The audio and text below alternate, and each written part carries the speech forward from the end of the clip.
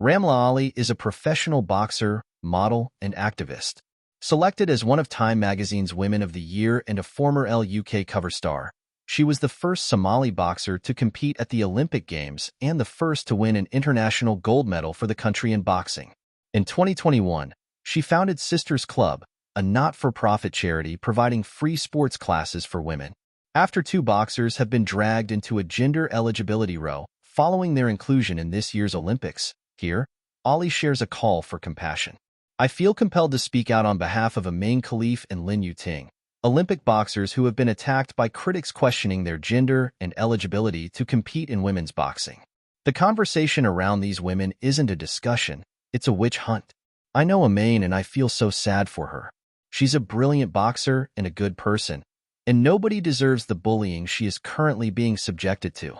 I am a professional boxer. I competed in the 2020 Olympics, and Imane and I have sparred before in training camps. She is strong, and she is tall. And yes, taller opponents do have an advantage because it's harder to get in their range. But that's why I loved being paired with her in the ring. It was a challenge. In boxing, you always have to play to your strengths. If you're strong, you use that to your advantage. If you have good footwork, you use it to move around the ring quickly. If you're fast, you might fight defensively and use an opponent's own strength against them. Every athlete must leverage their unique abilities to succeed. That's the same in any sport. They call our discipline the sweet science. Preparing for a fight involves studying your opponent's previous bouts. You and your coach analyze YouTube videos and develop a strategy. For example, if you're against a taller opponent, you work hard to get inside their range with close combat. The goal is to take away their height advantage and prevent them from landing straight shots. Imane has had 40 fights, with only 9 losses and 5 stoppages, when a boxer or referee calls for the fight to end. I've stopped more girls than that. This scrutiny over her performance is unfair. The scrutiny over her body is a violation. As Thomas Bach, head of the International Olympic Committee, pointed out, Imane has competed her whole life as a woman. The calls to disqualify her are truly unfair. This week, the IBA, International Boxing Association, held a press conference. For those who don't know, it's a corrupt and controversial organization that has been banned by the Olympics. The whole thing was a total shambles. Journalists walked out. They said Imane and Lynn failed tests, but they were unable to share details or results of these tests. The head of the IBA has now offered $50,000 to every opponent Imane and Lynn faced in the Olympics, just to try and prove a point. I am not fundamentally against testing, but that is a complicated and sensitive conversation that needs to happen prior to a fight, not after.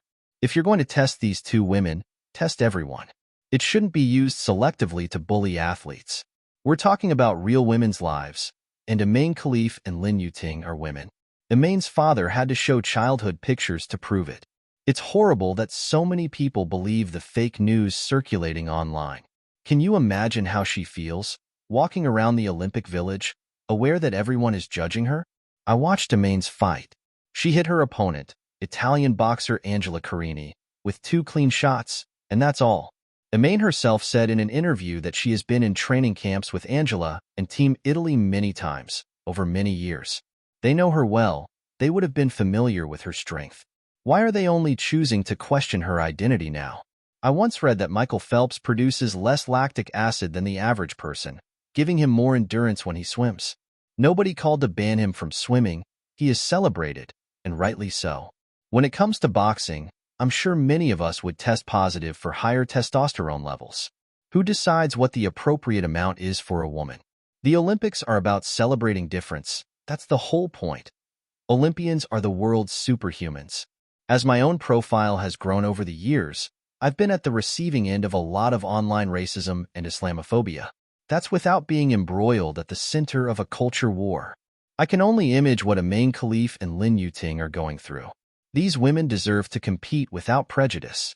We must uphold the integrity and fairness of sports and make sure that athletes are judged on their performance, not on baseless accusations that feed into harmful narratives.